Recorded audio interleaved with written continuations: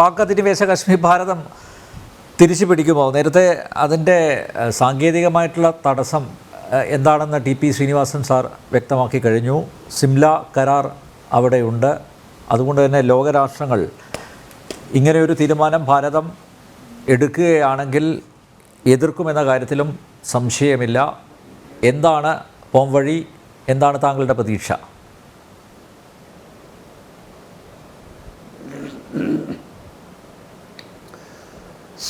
സിംല കരാർ അല്ലെങ്കിൽ ഇതുപോലുള്ള കരാറുകൾ ഇപ്പം നമ്മൾ ചൈനയായിട്ടുള്ള ചില കരാറുണ്ട്. നമ്മൾ ബോർഡറിൽ വെപ്പൺസ് യൂസ് ചെയ്യില്ല എന്നുള്ളതല്ല, അത് ചൈനയുടെ ഇത്. എന്നാലും അവിടെ വെപ്പൺസ് യൂസ് ചെയ്തിട്ടുമുണ്ട്. യുദ്ധം പോലെയുള്ള ഒരു പ്രതീതി അവിടെ ഉണ്ടായിട്ടുണ്ട്. പിന്നെ പാകിസ്ഥാൻ ഒക്യുപ്പൈഡ് കാശ്മീരിനെ സംബന്ധിച്ചിടത്തോളം ഇപ്പം നേരത്തെ ഡെന്നി പറഞ്ഞ കുറേ കാര്യങ്ങൾ ഡെന്നി അവിടെ ഉണ്ടായിരുന്നു. 2005 ഉണ്ടായതും ഞാനും അവിടെ 96 മിലിറ്ററി ഇൻ്റലിജൻസിൽ വർക്ക് ചെയ്തുകൊണ്ട് എനിക്കറിയാം അപ്പുറത്തും തന്നെ. ബിക്കോസ് കാശ്മീരിൻ്റെ ഒരവസ്ഥ എന്ന് പറയുന്നത് നേരത്തെ ഡെന്നി പറഞ്ഞ പോലെ അവിടെ ഈവൻ പാകിസ്ഥാൻകാർ പോലും ഇവരെ പാകിസ്ഥാനികളായിട്ട് അംഗീകരിച്ചിട്ടില്ല. അവരിന്നും ആ ഒരു സ്റ്റെപ്പ് മദർലി ട്രീറ്റ്മെൻറ്റിലാണ് പോകുന്നത്. ഇത് കാരണം എനിക്ക് ഡയറക്റ്റായിട്ട് ദുബായിലെല്ലാം പോകുന്ന സമയത്ത് പലപ്പോഴും പല ആളുകളെയും കാണുന്ന സമയത്ത് ഇതുപോലെ പഞ്ചാബ് സൈഡിൽ നിന്നുള്ള പഞ്ചാബ് കാശ്മീരിൽ നിന്നുള്ളവരും അതുപോലെ തന്നെ കാർഗിലിൻ്റെ ഓപ്പോസിറ്റ് ഗിർഗിറ്റ് സൈഡിൽ നിന്നുള്ള പാകിസ്ഥാൻ ഒക്യുപ്പൈഡ് കാശ്മീരീസിനെയും സംസാരിക്കുമ്പോൾ അവർ പറയുന്നത്, സർ ഞങ്ങൾക്ക് അവിടെ ഒരു ഗവൺമെൻറ് ഇല്ല, ഞങ്ങൾക്ക് ഒരു വിധത്തിലുള്ള ഫെസിലിറ്റീസും എവിടെ നിന്നും കിട്ടുന്നില്ല. അപ്പം അവരെ സംബന്ധിച്ചിടത്തോളം പാകിസ്ഥാനീസിനെ സംബന്ധിച്ചിടത്തോളം അവർ ഞങ്ങളെ ഉള്ളിൽ കയറ്റാൻ സമ്മതിക്കില്ല. അപ്പോൾ we are the neglected lords. അതിനാണ് ഇവിടെ ദുബായിലെല്ലാം വരുന്നത്. ഇപ്പോഴത്തെ അവസ്ഥ എന്താണ്? ദുബായ് ഗവൺമെൻറ് പോലും അവർക്ക് വിസ കൊടുക്കുന്നത് നിർത്തലാക്കിക്കൊണ്ടിരിക്കുകയാണ്. കാരണം അവരുടെ എക്കണോമിക്കൽ സ്റ്റേറ്റ് എന്ന് പറയുന്നത് വളരെ ബാഡായിരിക്കുന്നു പാകിസ്ഥാൻ്റെ. അപ്പം നിങ്ങൾക്കൊന്ന് ഇമാജിൻ ചെയ്യാം എങ്ങനെയായിരിക്കും പാകിസ്ഥാൻ ഒക്യുപ്പൈഡ് കാശ്മീരിലെ ജനങ്ങളുടെ അവസ്ഥ എന്ന് പറയുന്നത്. അപ്പോൾ അവർ നോക്കുമ്പോൾ കാണുന്നത് എന്താണ്? ഇപ്പുറത്ത് ആഫ്റ്റർ ദ 370 ആർട്ടിക്കിൾ ഇവിടുന്ന് പോയതിന് ശേഷം ഉണ്ടായ ഡെവലപ്മെൻറ്റുകളെയും അവർ കണ്ടുകൊണ്ടിരിക്കുകയാണ്. കാരണം നമ്മുടെ TV അവർക്ക് കിട്ടുന്നുണ്ട്, നമ്മുടെ റേഡിയോസ് അവർക്ക് കിട്ടുന്നുണ്ട്, ഇവിടുത്തെ ന്യൂസ് എല്ലാം അവർക്ക് കിട്ടുന്നുണ്ട്. അപ്പം അവർ കാണുമ്പോൾ എന്താണ്? ഞങ്ങളിങ്ങനെ നെഗ്ലക്റ്റഡ് ആയിട്ട് ഇവിടെ കിടക്കുന്നു. ആ സമയത്ത് ജനങ്ങളുടെ പോലും ആവശ്യമാണ് ഇന്ന് ഞങ്ങൾ ഇന്ത്യയിലോട്ട് ഞങ്ങളുടെ ഒറിജിനൽ കാശ്മീരിലോട്ട് ലയിച്ചു ചേരുക എന്നുള്ളത് അവരുടെ ആവശ്യമാണ്. അപ്പം അങ്ങനെയുള്ളൊരു അവസരത്തിൽ നമ്മുടെ ഇന്ത്യ ഗവൺമെൻറ് ഇപ്പോൾ 370 ആർട്ടിക്കിൾ പോയതിന് ശേഷവും ഇവിടെ കുറേ ഒപ്പോസിഷൻ പാർട്ടീസ് അത് തിരിച്ചു കൊണ്ടുവരും. അല്ലെങ്കിൽ കാരണം ഇന്ത്യനെ ഒരിക്കലും അവർ ജോയിൻ ചെയ്തിട്ട് പോകാനല്ല, ഇന്ത്യനെ എന്നും ബ്രേക്ക് ചെയ്തുകൊണ്ട് കൊണ്ടുപോകാനാണ് ഇതുവരെ കണ്ടിട്ടുള്ള ഈ ഒപ്പോസിഷൻസ് പരിശ്രമിച്ചുകൊണ്ടിരിക്കുന്നത്. ഇപ്പോഴും മണിശങ്കരൻ അയ്യരിനെ പോലുള്ള സ്പൈകൾ, അത് തന്നെ ഞാൻ പറയാം, അതുപോലുള്ള ഏജൻറ്റുമാർ അവർ ഇന്ത്യക്ക് വേണ്ടിയിട്ടല്ല വാദിക്കുന്നത്, അവർ പാകിസ്ഥാന് വേണ്ടിയിട്ടാണ് വാദിക്കുന്നത്. എന്തുകൊണ്ട്? അവരുടെ സപ്പോർട്ട് കിട്ടിക്കഴിഞ്ഞാൽ ഇവർക്ക് ഇവിടെ കാശുണ്ടാക്കാൻ അവർ വീട്ടിൽ കൊണ്ടുപോകാം. അപ്പോൾ അങ്ങനെ വരുന്ന സമയത്ത് അവരെതിർക്കും, ഡെഫിനറ്റായിട്ടും അവർ ഒപ്പോസ് ചെയ്യും, പലതും ചെയ്യും, അവർ പലതും ചെയ്യണം. പക്ഷേ നമുക്ക് പാകിസ്ഥാൻ ഒക്യുപ്പൈഡ് കാശ്മീരിലുള്ള ജനങ്ങളുടെ സപ്പോർട്ട് ഉണ്ടെങ്കിൽ ഡെഫിനറ്റായിട്ടും ഈ കാര്യം നമുക്ക് പൂ പോലെ ചെയ്യാവുന്നുണ്ട്. ഇപ്പോൾ അവർ അജിറ്റേഷൻ തുടങ്ങി. ആ അജിറ്റേഷൻ തുടങ്ങിയതിൻ്റെ അർത്ഥം എന്താണ്? They are ready to come and join us. അപ്പോൾ അതുകൊണ്ട് അവർക്കിപ്പോൾ എന്താണ് വേണ്ടത്? അവരുടെ കുട്ടികളുടെ ഭാവി സുരക്ഷിതമാവണമെങ്കിൽ ഒറിജിനൽ കാശ്മീരിനായിട്ട് സസ്റ്റെയിൻ ചെയ്യുക. അപ്പം ഈ പാകിസ്ഥാൻ ഒക്യുപ്പൈഡ് കാശ്മീർ എന്ന് പറയുന്നതും അതുപോലെ തന്നെ അവിടെയുള്ള ആ LOC അങ്ങ് മാറിക്കിട്ടിയത് ബോർഡറായിട്ട് മാറിക്കഴിഞ്ഞാൽ അതിൻ്റെ ബെനിഫിറ്റ് മുഴുവൻ കിട്ടുന്നത് അവിടുത്തെ ജനങ്ങൾക്കാണ്. അപ്പോൾ അങ്ങനെ നമ്മുടെ ഗവൺമെൻറ് ഒരു തീരുമാനം എടുത്തു കഴിഞ്ഞാൽ സിംല കരാർ എന്ന് പറയുന്നത് അന്നുണ്ടാക്കി അതിനുശേഷം എത്ര പ്രാവശ്യം സീസ് ഫയർ വയലേഷൻസ് പാകിസ്ഥാൻ ചെയ്തിട്ടുണ്ട്. അന്നൊന്നും ഈ ലോകരാഷ്ട്രങ്ങളൊന്നും നമുക്ക് അനുകൂലമായിട്ടൊന്നുമില്ലോ, അതെല്ലാം അവരുടെ വഴിക്ക് പോട്ടെ എന്ന് പറഞ്ഞ് സംസാരിച്ചു. അപ്പം അങ്ങനെ വരുമ്പോൾ നമുക്കിതൊരു ത്രെട്ടല്ല.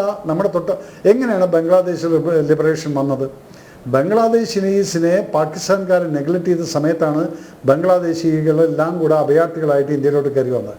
ആ ഇന്ത്യയിലോട്ട് കയറി വന്ന സമയത്ത് അവർ നമ്മുടെ അല്ലെങ്കിൽ അവരെ ഇൻഡിപെൻഡൻ്റായിട്ട് കൊടുക്കുക എന്നുള്ളത് നമ്മുടെയും കൂടെ ആവശ്യമായിരുന്നു. കാരണം നമ്മുടെ രാജ്യത്തിൻ്റെ എക്കണോമി പോലും തകർക്കുന്ന ഒരു രീതിയിലായിരുന്നു ബംഗ്ലാദേശ്. അതുകൊണ്ടാണ് ബംഗ്ലാദേശ് വാറുണ്ടായതും നമ്മളിവരെ ലിബറേറ്റ് ചെയ്തത്. പക്ഷെ ഇവിടെ ലിബറേഷൻ അല്ല നടക്കുന്നത്. ഇവരെ ലിബറേഷൻ നടക്കില്ല. കാരണം അത് നമ്മുടെ സ്ഥലമാണത്. ഇന്ത്യയുടെ മാപ്പിനകത്ത് കിടക്കുന്ന ആ പ്രോപ്പറായിട്ടുള്ള മാപ്പിൽ കിടക്കുന്ന ജമ്മു ആൻഡ് കാശ്മീർ എന്ന് പറയുന്ന സ്ഥലത്തിൻ്റെ ആ പ്രോപ്പർ ആടിൻ്റെ തല പോലുള്ള ആ ഒരു ഫിഗർ വരുന്നത്, അത് വരണമെങ്കിൽ ഇതുപോലെ ഇവർക്ക് വേണ്ടി നമ്മൾ സപ്പോർട്ട് ചെയ്തിട്ട് അവരെ ലിബറേറ്റ് ചെയ്ത് കഴിഞ്ഞാൽ അവർ ഇന്ത്യയുടെ ഒരു പാർട്ടായിട്ട് മാറുകയാണ്. അല്ലാതെ അവരെ സെപ്പറേറ്റ് ആയിട്ട് പാകിസ്ഥാൻ ഒക്യുപ്പൈഡ് കാശ്മീരായിട്ട് നമ്മൾ ഒരിക്കലും ലിബറേറ്റ് ചെയ്യില്ല. കാരണം ദേ ആർ അവേഴ്സ്. അത് പണ്ട് മുതലേ ഉള്ളതാണ്. ആ 48ലുള്ള ഇവരുടെ ഈ അധിനിവേശം കൊണ്ട് മാത്രമാണ് ഇതിങ്ങനെ ആയിപ്പോയതും അതിനുശേഷം ആ പാകിസ്ഥാൻ ഒക്യുപ്പൈഡ് കാശ്മീരിലെ ജനങ്ങൾ അനുഭവിക്കുന്ന കഷ്ടപ്പാടുകളും ദുരിതങ്ങളും എന്താണെന്നുള്ളത് അവർക്ക് മാത്രമേ ഉള്ളൂ. കാരണം അവർക്കൊരു മീഡിയ ഇല്ല, അവർക്ക് ചാനലില്ല, അവർക്ക് ലോകത്തിനോട് പറയാൻ പറ്റുന്നില്ല. എല്ലാം സപ്രസ് ചെയ്ത് വെച്ചിരിക്കുന്ന ശരിക്കും ഒരു സ്ലേവറി കൺട്രി ആയിട്ട് മാറ്റിയിരിക്കുകയാണ്. ഒരു വിധത്തിലുള്ള ഗവൺമെൻറ്റിൻ്റെയും സപ്പോർട്ട് കിട്ടാത്ത ഒരു ജനതയായിട്ട് മാറിയിരിക്കുന്നു. ആക്ച്വലി അവരെയാണ് ലിബറേറ്റ് ചെയ്തുകൊണ്ട് നമുക്ക് നമ്മുടെ കൂടെ ചേർക്കില്ല. അവർ കൊണ്ടുപോയിട്ടുള്ള ആ സ്ഥലത്തിനെ ആ ബോർഡർ ആ LOCനെ അങ്ങ് മായ്ച്ചു കളഞ്ഞുകൊണ്ട് ഇങ്ങോട്ട് വന്നു കഴിഞ്ഞാൽ പിന്നീട് ഇന്ത്യയിലും പാകിസ്ഥാൻ്റെയും ആ ബോർഡർ എന്ന് പറയുന്നത് കറക്റ്റ് ഒരു ബോർഡർ ആയിക്കഴിഞ്ഞാൽ ഈവൻ ആർമിക്ക് പോലും റിലാക്സ് ചെയ്യാനുള്ള സമയം കിട്ടും. ഇപ്പോൾ എന്താണ്, there is no proper demarcation of the borders. പിന്നെ ശ്രീനിവാസൻ സാർ പറഞ്ഞത് ഡിപ്ലോമാറ്റിക്കലായിട്ടാണ്. ഒരു ശക്തനായിട്ടൊരു ഭരണാധികാരി തീരുമാനിച്ചു കഴിഞ്ഞാൽ ഇത് ഈസി ആയിട്ട് ചെയ്യാവുന്ന കാര്യമേ ഉള്ളൂ സാർ. കാരണം എന്താ വെച്ചാൽ നമുക്കിന്ന് വേണ്ട എന്താണ്, കാശ്മീർ നമ്മുടെ ആയിരുന്നു, നമ്മുടെ തന്നെയാണ്, നമ്മുടെ തന്നെ ആവും. അപ്പോൾ അതിനെ ഇവിടെ ആരെന്ത് പറഞ്ഞു കഴിഞ്ഞാലും ശരി, ഒരു രാജ്യസ്നേഹിയായിട്ടുള്ളൊരു ഭരണാധികാരിയോടെ വരുന്ന സമയത്ത് അതിനെ തിരിച്ചു പിടിക്കാൻ തന്നെ നോക്കും. കാരണം ഈ 48 ഇത്രയും കാശ്മീരീസ് ഇങ്ങോട്ട് കയറി വന്നിട്ട് സീസ് ഫയർ വന്ന സമയത്ത് എന്തുകൊണ്ട് അന്നത്തെ ഗവൺമെൻറ് ഇത് പറഞ്ഞില്ല, നിങ്ങൾ ഈ പട്ടാളക്കാരെ തിരിച്ച് അവരെല്ലാം അങ്ങോട്ട് പുഷ് ചെയ്തുകൊണ്ട് ആ ബോർഡറിൽ കൊണ്ടിരുത്തെന്ന് എന്തുകൊണ്ട് പറഞ്ഞില്ല? എവിടെ ഇരിക്കുന്ന അവിടെ ഇരുന്നോട്ടെ എന്ന് പറഞ്ഞു.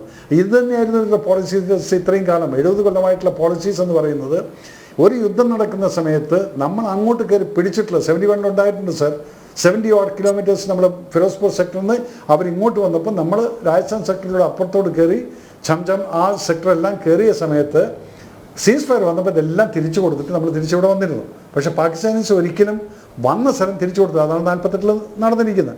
അങ്ങനെയാണ് ഈ പാകിസ്ഥാൻ ഒക്യുപ്പൈഡ് കാശ്മീർ ഉണ്ടായിരിക്കുന്നത്.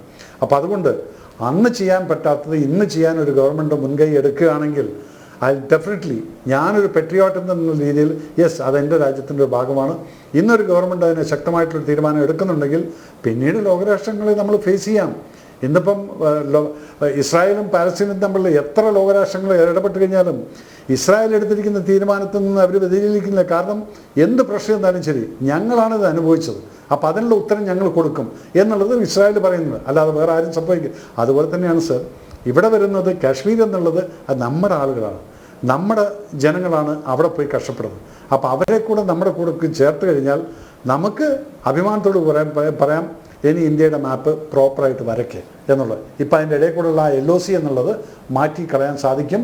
അതുകൊണ്ട് ഗവൺമെൻറ് അങ്ങനെ ഒരു തീരുമാനം എടുക്കുകയാണെങ്കിൽ എന്നെപ്പോലുള്ള ആൾക്കാർ വളരെയധികം സന്തോഷമായിരിക്കും സർ.